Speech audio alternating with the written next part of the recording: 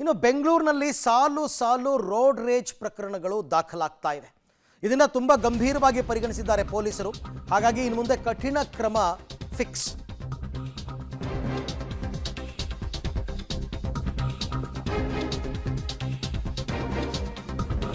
ಬೆಂಗಳೂರಿನಲ್ಲಿ ಸಾಲು ಸಾಲು ರೋಡ್ ರೇಜ್ ಪ್ರಕರಣದ ಹಿನ್ನೆಲೆಯಲ್ಲಿ ಈ ರೋಡ್ ರೇಜ್ಗಳಿಗೆ ಕಡಿವಾಣ ಹಾಕೋದಕ್ಕೆ ಮುಂದಾಗಿದ್ದಾರೆ ಪೊಲೀಸರು.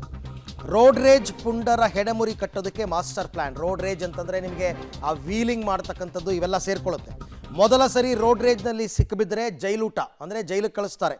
ಎರಡನೇ ಬಾರಿ ಕೇಸಲ್ಲಿ ಭಾಗಿಯಾದರೆ ಆತನ ವಿರುದ್ಧ ರೌಡಿ ಶೀಟನ್ನು ಓಪನ್ ಮಾಡ್ತಾರೆ. ಈ ನಿರ್ಧಾರವನ್ನು ಪೊಲೀಸರು ತಗೊಂಡಿದ್ದಾರೆ. ಯಾಕೆಂದರೆ ಬೆಂಗಳೂರಿನಲ್ಲಿ ಹೆಚ್ಚುತ್ತಾ ಇದೆ ಈ ರೋಡ್ ರೇಜ್ ಕೇಸ್ಗಳು. ಇದಕ್ಕೆ ಬ್ರೇಕ್ ಹಾಕೋದಕ್ಕೆ ಖಾಕಿ ಹೊಸ ಅಸ್ತ್ರವನ್ನು ಬಳಸಿದ್ದಾರೆ. ಅದೊಂದು ಅಂತಲೇ ಅಲ್ಲ, ರೋಡ್ನಲ್ಲಿ ಕಿರಿಕಿರಿ ಮಾಡೋದು, ಬೇರೆ ಪ್ರಯಾಣಿಕರಿಗೆ ತೊಂದರೆಯನ್ನು ಕೊಡ್ತಕ್ಕಂಥದ್ದು, ಅಥವಾ ವೀಲಿಂಗ್ ಮಾಡ್ತಕ್ಕಂಥದ್ದು, ಹಲ್ಲೆ ಮಾಡ್ತಕ್ಕಂಥದ್ದು, ಇವೆಲ್ಲವೂ ಕೂಡ ರೋಡ್ ರೇಜ್ ಪ್ರಕರಣ. ಆಮೇಲೆ ಯಾರೋ BMTC ಬಸ್ ಡ್ರೈವರ್ ಸೈಡ್ ಕೊಡಲಿಲ್ಲ ಅಂತ ಅವನ ಮೇಲೆ ಹಲ್ಲೆ ಮಾಡೋದು, ಇನ್ಯಾರಿಗೋ ರೋಡ್ ಸೈಡ್ ಕೊಡದೇನೆ ಆಟ ಆಡಿಸೋದು, ಇವೆಲ್ಲವೂ ಕೂಡ ರೋಡ್ ರೇಜ್ಗೆ ಸೇರಿಕೊಳ್ಳುತ್ತೆ. ಈ ಬಗ್ಗೆ ಕೂಡ ಮತ್ತಷ್ಟು ಮಾಹಿತಿ ನನ್ನ ಕೊಲೀಗ್ ನರಸಿಂಹಮೂರ್ತಿ ಅವರಿಂದ ಪಡ್ಕೋತೀನಿ. ಮೂರ್ತಿ, ಈಗ ರೋಡ್ ರೇಜ್ ಅಂತಂದರೆ ಸುಮ್ಮನೆ ಜನಗಳ ಮಾಹಿತಿಗೆ ಹೇಳ್ತಾ ಇರೋದು, ಏನೇನು ಸೇರಿಕೊಳ್ಳುತ್ತೆ ರೋಡ್ ರೇಜ್ ಅಂತಂದರೆ ಅದಕ್ಕೆ ಕಡಿವಾಣ ಹಾಕೋದಕ್ಕೆ ಈ ಕ್ರಮಗಳನ್ನು ತಗೊಂಡ್ರೆ ಅದಕ್ಕೊಂದು ಸ್ವಲ್ಪ ಕಡಿವಾಣ ಅಂದರೆ ಫುಲ್ ಸ್ಟಾಪ್ ಬೀಳಬಹುದಾ ಅಂತ.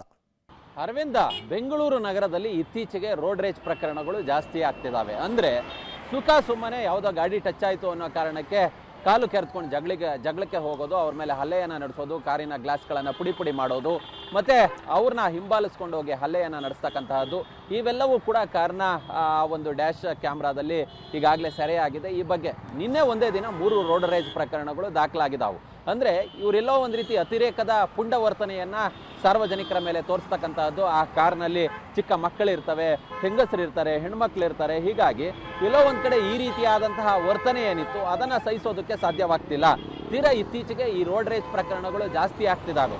ಪೊಲೀಸರು ಕೂಡ ಈ ಬಗ್ಗೆ ಒಂದಷ್ಟು ಆ್ಯಕ್ಷನ್ ತಗೊಳ್ಬೇಕು ಅನ್ನೋ ನಿಟ್ಟಿನಲ್ಲಿ ಬಿಫೋರ್ ಆಫ್ಟರ್ ವಿಡಿಯೋಗಳನ್ನು ಮಾಡಿ ಸಾಮಾಜಿಕ ಜಾಲತಾಣದಲ್ಲಿ ಹಾಕೋಕ್ಕೆ ಶುರು ಮಾಡಿದ್ದಾರೆ. ಇವರು ರೋಡ್ ರೇಜ್ ಮಾಡುವಂತಹ ಸಂದರ್ಭದಲ್ಲಿ ಇವರ ಗೂಂಡಾಗಿರಿ ಹೇಗಿತ್ತು, ಆಮೇಲೆ ಪೊಲೀಸರು ಇವ್ರನ್ನ ಅರೆಸ್ಟ್ ಮಾಡಿದಂತಹ ಸಂದರ್ಭದಲ್ಲಿ ಇವರ ಪರಿಸ್ಥಿತಿ ಹೇಗಿದೆ ಅನ್ನೋ ಒಂದು ವಿಡಿಯೋ ಫೋಟೋಗಳನ್ನು ಸಾಮಾಜಿಕ ಜಾಲತಾಣದಲ್ಲಿ ಅಪ್ಲೋಡ್ ಮಾಡ್ತಿದ್ದಾರೆ. ಕಾರಣ ಇಷ್ಟೇ, ಯಾರು ಕೂಡ ಈ ರೀತಿಯಾದಂತಹ ಗೂಂಡಾಗಿರಿಗೆ ಮುಂದಾಗಬೇಡಿ ಅನ್ನೋದು.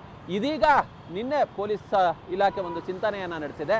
ಯಾರು 2 ಬಾರಿ ಈ ರೀತಿಯಾಗಿ ರೋಡ್ ರೇಜ್ ಪ್ರಕರಣಗಳಲ್ಲಿ ಭಾಗಿಯಾಗ್ತಾರೋ, ಮೊದಲ ಬಾರಿ ಏನೋ ಆಕಸ್ಮಿಕವಾಗಿ ಆಗೋಯ್ತು, ಓಕೆ, ಎರಡನೇ ಬಾರಿ ಮತ್ತದೇ ಇದೇ ರೀತಿಯಾದಂತಹ ಪ್ರಕರಣಗಳಲ್ಲಿ ಭಾಗಿಯಾದರೆ ಅಂಥವ್ರ ಮೇಲೆ ರೌಡಿ ಶೀಟನ್ನು ತೆರೆಯಬೇಕು, ರೌಡಿ ಹಾಳೆಯನ್ನು ತೆರೆಯಬೇಕು ಅನ್ನೋ ನಿಟ್ಟಿನಲ್ಲಿ ಚಿಂತನೆಯನ್ನು ನಡೆಸಿದ್ದಾರೆ.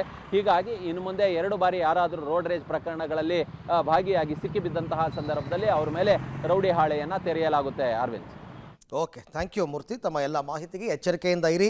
ಹೌದು, ಇತ್ತೀಚೆಗೆ ಇವೆಲ್ಲ ಜಾಸ್ತಿ ಆಗ್ತಾ ಇತ್ತು. ಸುಮ್ಮನೆ ರೋಡಲ್ಲಿ ಕಿರಿಕಿರಿ ಮಾಡೋದು, ಸುಮ್ಮನೆ ಗಲಾಟೆ ಮಾಡೋದು, ಕಲ್ಲೆತ್ತಾಕ್ಬಿಡೋದು ಕಾರ್ ಮೇಲೆ, ಇವೆಲ್ಲ ನಡೀತಾ ಇತ್ತು. ಇದು ಕಡಿವಾಣ ಹಾಕೋ ನಿಟ್ಟಿನಲ್ಲಿ ಪೊಲೀಸರು ಈಗ ಈ ಕ್ರಮಕ್ಕೆ ಮುಂದಾಗಿದ್ದಾರೆ. ಫಸ್ಟ್ ಟೈಮ್ ಸಿಕ್ಕಾಕೊಂಡ್ರೆ ಜೈಲು, ಸೆಕೆಂಡ್ ಟೈಮ್ಗೆ ರೌಡಿ ಶೀಟ್.